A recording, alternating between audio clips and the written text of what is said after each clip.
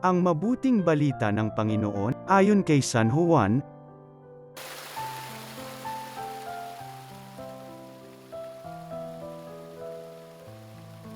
Noong panahong iyon, sinabi ni Jesus kay Nicodemo, ang mula sa itaas ay dakila sa lahat, ang mula sa lupa ay tagalupa at nagsasalita tungkol sa mga bagay sa lupa.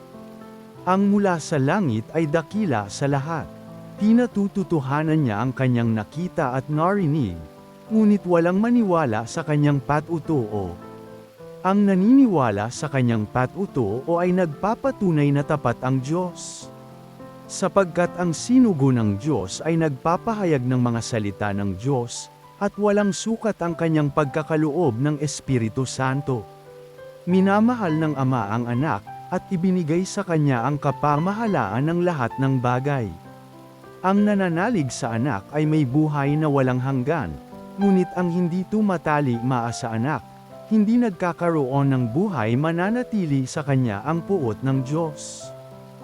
Ang mabuting balita ng Panginoon.